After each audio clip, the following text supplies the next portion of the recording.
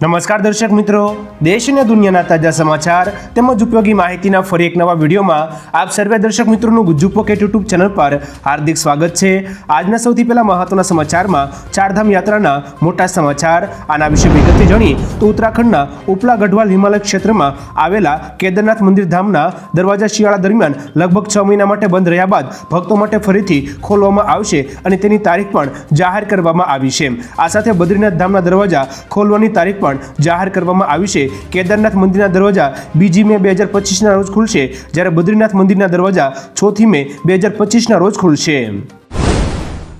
એના પછીના અગત્યના સમાચારમાં મોંઘવારીનો માર, આ કંપની વધારશે ભાવ। આના વિશે વિગતથી જાણીએ તો મોંઘવારીનો મોટો ઝટકો લાગી શકે છે, કારણ કે ભારતની સૌથી મોટી એફએમસીજી કંપનીઓમાંની એક નેસ્લે ઇન્ડિયા તેના ઉત્પાદનોના ભાવમાં વધારો કરવા જઈ રહી છે।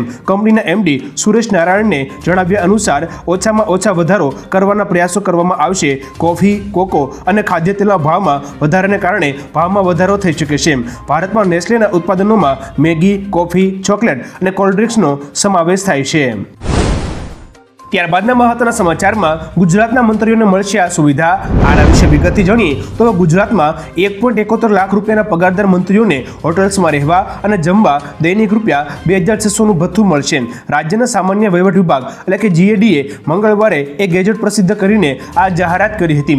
જીએડીએ સરકારી અધિકારીઓની જેમ શહેરોને 3 શ્રેણીમાં કેટેગરાઇઝ કર્યા છે। તેથી એક્સ કેટેગરીના શહેરોમાં મંત્રીઓને દૈનિક ₹2600 લેખે ભથ્થું ચૂકવાશે। ત્યારબાદના અગત્યના સમાચારમાં આણંદના લોકો માટે ખુશખબર। આના વિશે વિગતથી જાણીએ તો દેશભરમાં ઘણા મુસાફરો વંદે ભારત ટ્રેનની મુસાફરીનો આનંદ માણે છે, ત્યારે હવે આ આનંદ આણંદની જનતાને પણ મળે તે માટે પ્રયત્નો કરાયા હતા, જે સફળ રહ્યા। હવે વંદે ભારત ટ્રેનને આણંદ સ્ટોપેજ મળી ગયું છે। સાંસદ મિતેશ પટેલે આ અંગે રજૂઆત કરી હતી, જે માનવામાં આવતા સાંસદે રેલવે મંત્રીનો આભાર માન્યો હતો, કેમ કે હવેથી વંદે ભારત ટ્રેન માટે આણંદવાસીઓને વડોદરા કે અમદાવાદ નહીં જવું પડે। ત્યાર પછીના અગત્યના સમાચારમાં પાકિસ્તાન પોલીસને ચેમ્પિયન્સ ટ્રોફીમાં ફરજ નથી બજાવી।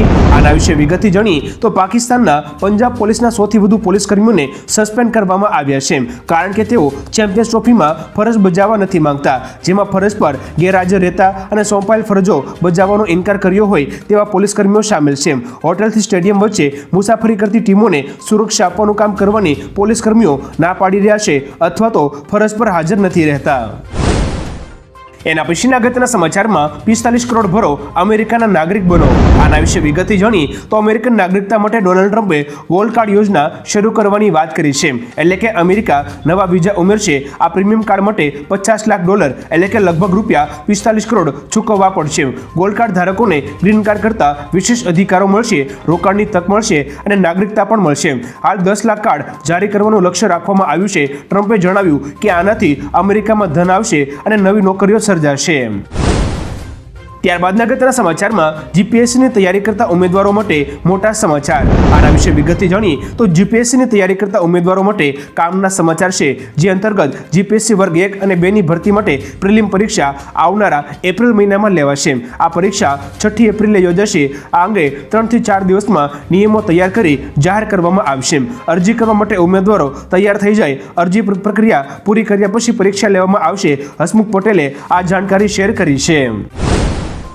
ત્યારબાદના અગત્યના સમાચારમાં મોદી સરકારે આપી ખુશખબર, બધાને મળશે પેન્શન। આના વિશે વિગતથી જાણીએ તો મોદી સરકારે સારા સમાચાર આપ્યા છે, જે અંતર્ગત હવે ભારતમાં વિકસિત દેશોની જેમ નવી પેન્શન યોજના શરૂ કરવામાં આવશે। આ અંતર્ગત દરેકને પેન્શનનો લાભ મળશે। આ નવી પેન્શન યોજનાનું નામ યુનિવર્સલ પેન્શન સ્કીમ હશે। આ યોજનાનો હેતુ દેશના તમામ નાગરિકોને વૃદ્ધાવસ્થામાં નાણાકીય સુરક્ષા પૂરી પાડવાનો છે। આ યોજનાનો મહત્તમ લાભ અસંગઠિત ક્ષેત્રના લોકો જેમ કે મજૂર, સ્વરોજગાર લોકોને મળવાનો છે।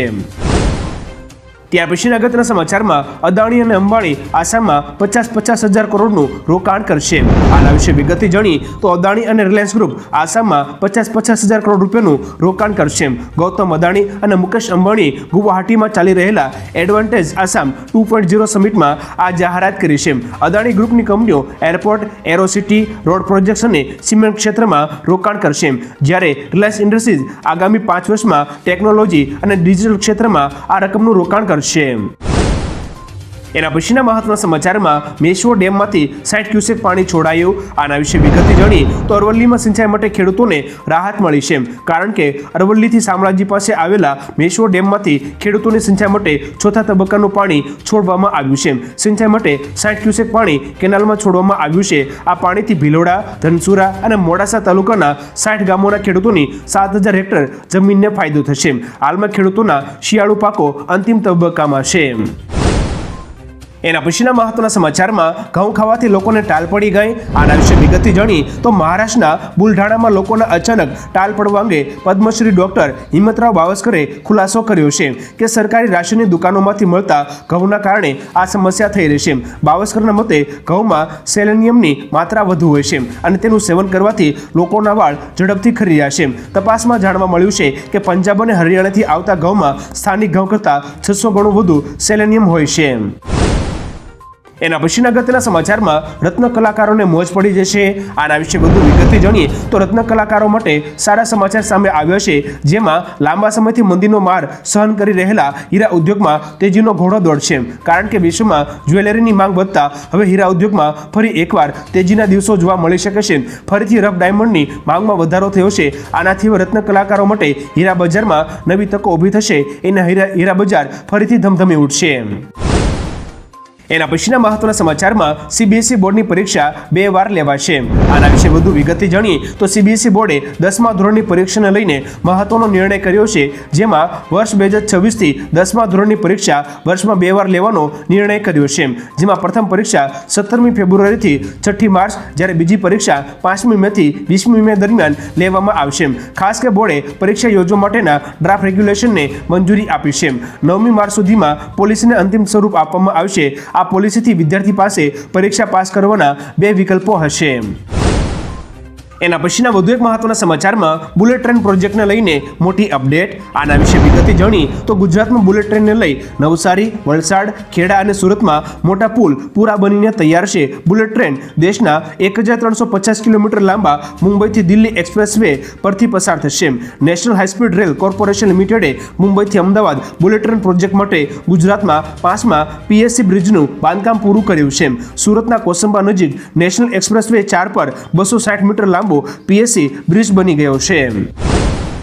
એના પછીના અગત્યના સમાચારમાં રાજ્યના 6.83 લાખથી વધુ વિદ્યાર્થીઓને સરકારે કરી મદદ. આના વિશે વિગતથી જાણી તો કેન્દ્ર સરકાર દ્વારા એસએસસી પછીના અભ્યાસક્રમોમાં અભ્યાસ કરતા આદિજાતિના વિદ્યાર્થીઓ કે જેઓની માતા પિતા અથવા વાલીની વાર્ષિક આવક ₹2.5 લાખ સુધીની હોય છે, તેઓને આ યોજના હેઠળ 75/25ના ધોરણે પોસ્ટ મેટ્રિક શિષ્યવૃત્તિ ચૂકવવામાં આવે છે. જ્યારે ₹2.5 લાખથી વધુ કૌટુંબિક આવક ધરાવતી કન્યાઓ માટે વર્ષ 2008થી રાજ્ય સરકાર દ્વારા પોસ્ટ મેટ્રિક શિષ્યવૃત્તિ યોજનાનો લાભ આપવામાં આવે છે. ત્યારબાદના મહત્વના સમાચારમાં ટાટા ગ્રુપની કંપનીમાં રોકાણ કરવાની તક મળશે. આના વિશે વિગતથી જાણીએ તો રોકાણકારોને ટૂંક સમયમાં ટાટા ગ્રુપની નાણાકીય સેવા કંપની ટાટા કેપિટલમાં રોકાણ કરવાની તક મળશે. પ્રાપ્ત માહિતી અનુસાર કંપનીના બોર્ડે આઈપીઓ લાવવાની મંજૂરી આપી દીધી છે. આ ટાટા ગ્રુપની બીજી કંપની હશે જે 2 વર્ષમાં ઓછા સમયમાં શેર બજારમાં લિસ્ટેડ થશે, કારણ કે અગાઉ 2023માં ટાટા ગ્રુપની ટેકનોલોજી શાખા ટાટા ટેકનોલોજીસ લિસ્ટેડ થઈ હતી. ત્યારબાદના અગત્યના સમાચારમાં 2 વાર હેલ્મેટ વિના ઝડપાયા એટલે લાયસન્સ રદ. આના વિશે વિગતથી જાણીએ તો સુરત શહેર પોલીસ અને ટ્રાફિક વિભાગ દ્વારા ખાસ ડ્રાઈવ હાથ ધરવામાં આવી હતી, જેમાં 10 દિવસમાં 58,000થી વધુ લોકોને 2.90 લાખથી વધુનો દંડ ફટકારવામાં આવ્યો છે. પોલીસ દ્વારા દિવસરાત ડ્રાઈવ શરૂ રાખવામાં આવી રહી છે અને નિયમનો ભંગ કરતા વાહન ચાલકોને દંડ ફટકારવામાં આવી રહ્યો છે. જો કે હવે પોલીસ 2 વારથી વધુ હેલ્મેટ વિના ઝડપી પાડશે તેવા લોકોનું લાયસન્સ સીધું રદ કરવામાં આવશે. એના પછીના મહત્વના સમાચારમાં ભારતનો પહેલો હાઇપરલૂપ ટેસ્ટ ટ્રેક તૈયાર. આના વિશે વિગતથી જાણીએ તો ભારતીય રેલવે આઈઆઈટી મદ્રાસની મદદથી ભારતનો પ્રથમ હાઇપરલૂપ ટેસ્ટ ટ્રેક તૈયાર કર્યો છે, જેની માહિતી આપતા રેલવે મંત્રી અશ્વિની વૈષ્ણવે કહ્યું કે આ પ્રોજેક્ટ રેલ પરિવહનને આધુનિક બનાવવાની દિશામાં એક મોટું પગલું છે. બુલેટ ટ્રેન પ્રોજેક્ટની સાથે સાથે હાઇપરલૂપ ટેકનોલોજી પર પણ ઝડપી ગતિએ કામ ચાલી રહ્યું છે, જેથી આવનાર સમયમાં 300 કિલોમીટરનું અંતર માત્ર 30 મિનિટમાં કાપી શકાય છે.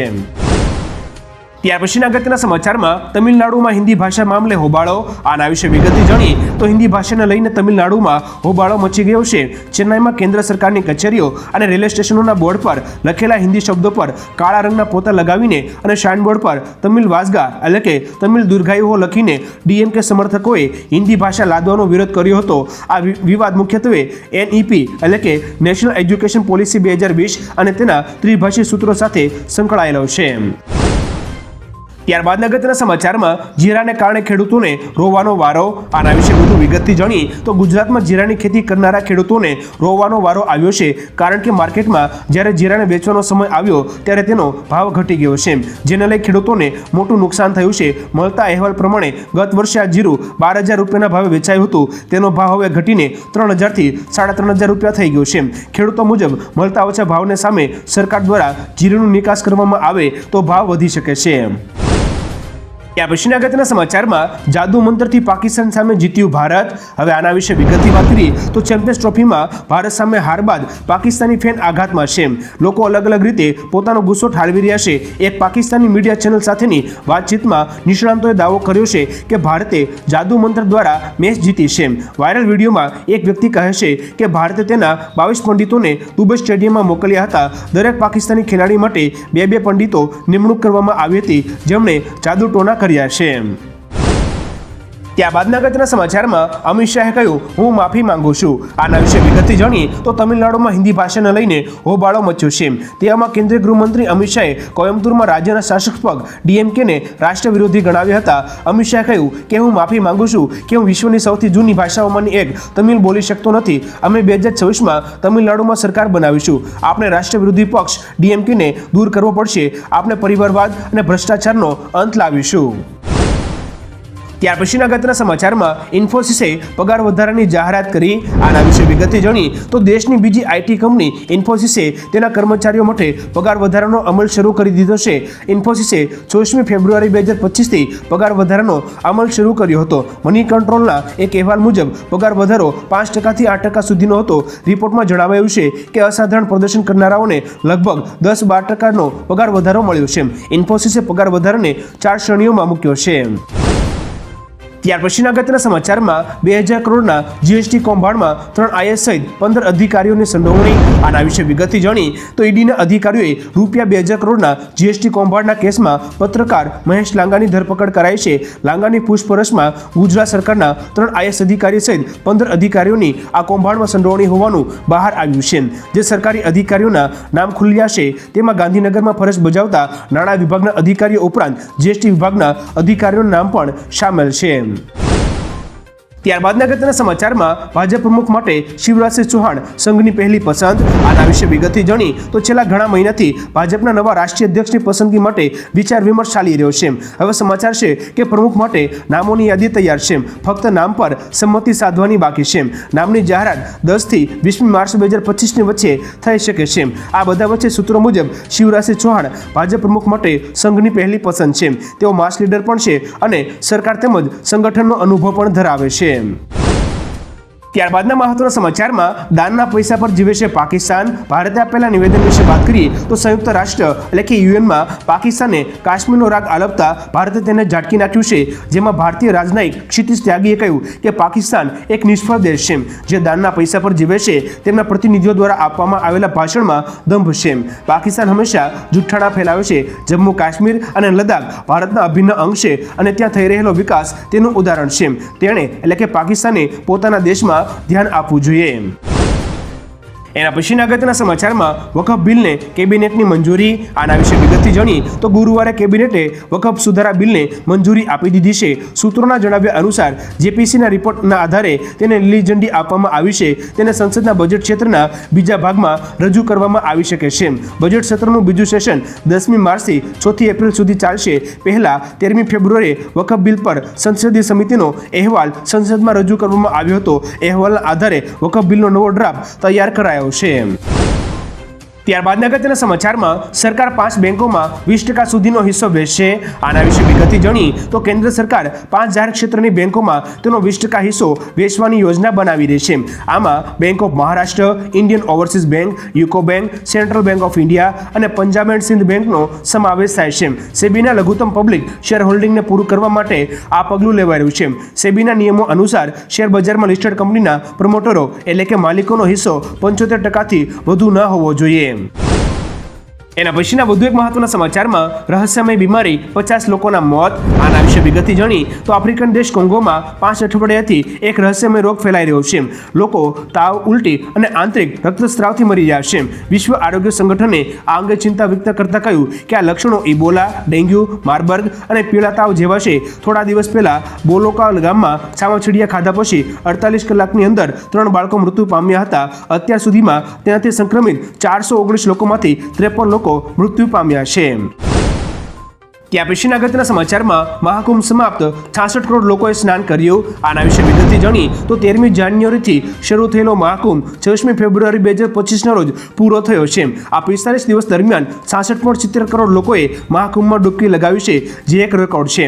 આ આંકડો અમેરિકાની 34 કરોડની વસ્તી કરતાં પણ ડબલ છે. યોગી સરકારે દાવો કર્યો હતો કે દુનિયામાં હિન્દુઓની અડધી વસ્તી અહીં પહોંચી છે. છેલ્લા દિવસે 1.53 કરોડ લોકોએ સ્નાન કર્યું હતું તો વાયુસેનાના વિમાનોએ મેળા વિસ્તારમાં હવાઈ પ્રદર્શન પણ કર્યું હતું. એના પછીના મહત્વના સમાચારમાં ટ્રમ્પ આડા ફાટતા મોદીનો પ્લાન બી તૈયાર. આના વિશે વિગતથી જાણી તો અમેરિકાએ ભારતથી મોઢું ફેરવી લીધું છે, જેમાં ટેરિફ, વિઝા, અદાણી, ઘૂસણખોરો જેવા મુદ્દે ભારતને ઘેરવા લાગ્યું છે. અમેરિકા ભલે ભારતનું નાક દબાવે પણ ભારતે ડિપ્લોમસી માટે પ્લાન બી તૈયાર રાખ્યો છે. કતારના અમીર શેખ તમીમ બિન હમદ અલ થાનીને ભારતે આમંત્રણ આપ્યું છે. તે ગયા અઠવાડિયે જ્યારે આવ્યા ત્યારે વડાપ્રધાન મોદી પ્રોટોકોલ તોડીને તેમને એરપોર્ટે રિસીવ કરવા ગયા હતા. ભારત અને કતારના સંબંધો મજબૂત બને તેમાં ભારતની ભલાઈ છે. એના પછીના વધુ એક મહત્વના સમાચારમાં કેનેડા વિરુદ્ધ ટ્રમ્પે લીધો મોટો નિર્ણય. આના વિશે વિગતથી જાણી તો અમેરિકાના રાષ્ટ્રપતિ ડોનાલ્ડ ટ્રમ્પ કેનેડા વિરુદ્ધ મોટો નિર્ણય લઈ શકે છે. તેમનો નવો નિર્ણય કેનેડા માટે મોટી સમસ્યાઓ ઊભી કરી શકે છે, કારણ કે ટ્રમ્પે કેનેડાને ફાઇવ આઇઝમાંથી દૂર કરવાનું વિચારી રહ્યા છે. દર્શક મિત્રો, આપણે જણાવી દઈએ કે ફાઇવ આઇઝ એ વિશ્વનું સૌથી શક્તિશાળી ઇન્ટેલિજન્સ શેરિંગ નેટવર્ક છે, જે અમેરિકા, કેનેડા, ઓસ્ટ્રેલિયા, બ્રિટન અને ન્યૂઝીલેન્ડ વચ્ચે ગુપ્ત માહિતીનું આદાન પ્રદાન કરે છે. ત્યારબાદના અગત્યના સમાચારમાં મંત્રીઓના ભથ્થા વધારા મામલે કોંગ્રેસના પ્રહાર. આના વિશે વિગતથી જાણી તો રાજ્યના મંત્રીઓના મુસાફરી ભથ્થામાં વધારો કરતા કોંગ્રેસે સરકાર પર આકરા પ્રહારો કર્યા છે. કોંગ્રેસના પ્રવક્તા મનીષ દોશીએ પ્રહાર કરતા જણાવ્યું હતું કે ગુજરાતની ભાજપ સરકારે બહુમતીના જોરે મંત્રીના ભથ્થામાં વધારો કર્યો છે. સરકારની આ જાહેરાત ગુજરાતીઓ માટે ચિંતાનો વિષય છે. એક તરફ ગુજરાતમાં 89,000ના દેવા સાથે બાળક જન્મે છે, ત્યારે બીજી તરફ મંત્રીઓની સુવિધામાં વધારો થતો જાય છે. દર્શક મિત્રો, મંત્રીઓની સુવિધા કરવામાં આવેલા આ વધારા વિશે તમારું શું માનવું છે? નીચે કોમેન્ટ કરીને જરૂરથી જણાવજો. એના પછીના વધુ એક મહત્વના સમાચારમાં ગુજરાતની 53,605 આંગણવાડીઓમાં ગેસ કનેક્શન અપાયા. આના વિશે વધુ વિગતથી જાણી તો બાળ કલ્યાણ વિભાગ વતી જવાબ આપતા મંત્રી પ્રફુલભાઈ પાનસેરે જણાવ્યું હતું કે આંગણવાડી કેન્દ્રોમાં ગેસ સુવિધા પૂરી પાડવાની પહેલ કરનાર ગુજરાત એ સમગ્ર દેશમાં પ્રથમ રાજ્ય છે. ગુજરાતની 100% આંગણવાડી કેન્દ્રોમાં ગેસ કનેક્શન આપવામાં આવ્યા છે. હાલની પરિસ્થિતિમાં રાજ્યમાં 53,605 આંગણવાડીઓ કાર્યરત છે અને તમામ આંગણવાડી કેન્દ્રોમાં ગેસ કનેક્શન આપવામાં આવ્યા છે.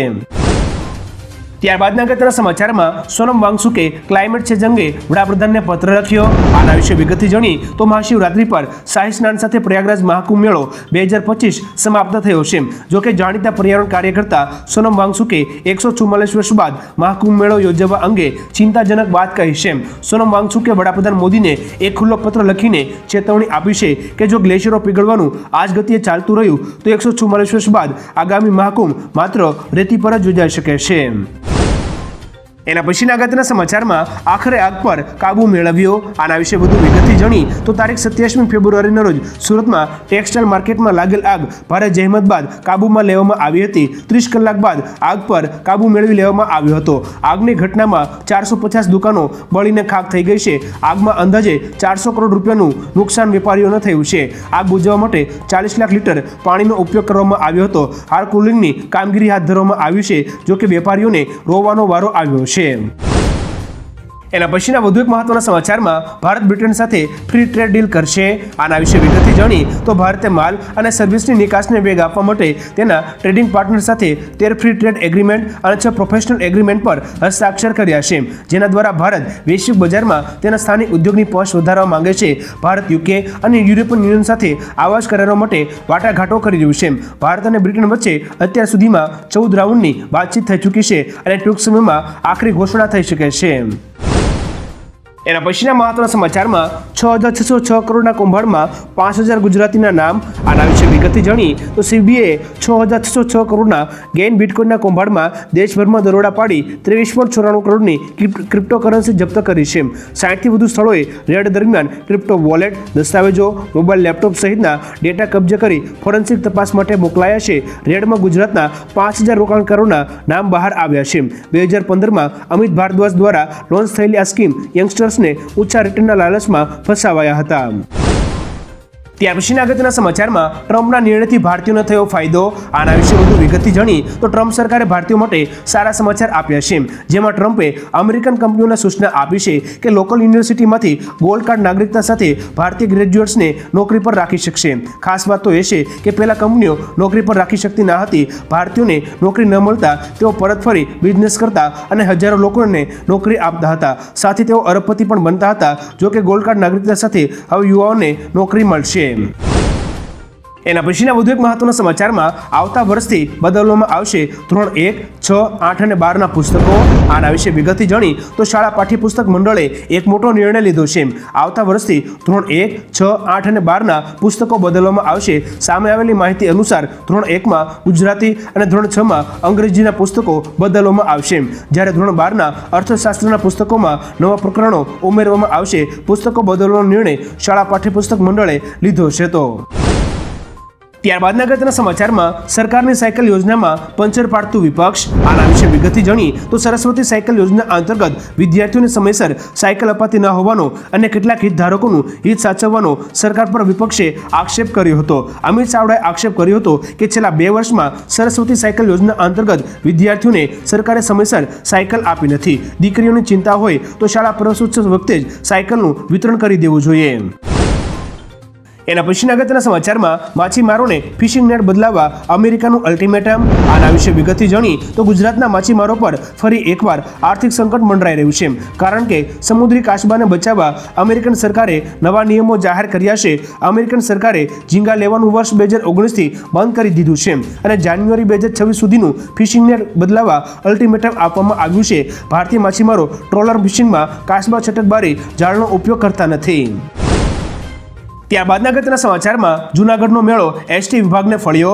આના વિશે વિગતથી જાણી તો આ વર્ષે એસટી વિભાગને અંદાજિત 1,42 લાખની આવક થઈ છે, જ્યારે ગત વર્ષે 1,50 લાખની એસટી વિભાગને આવક થઈ હતી.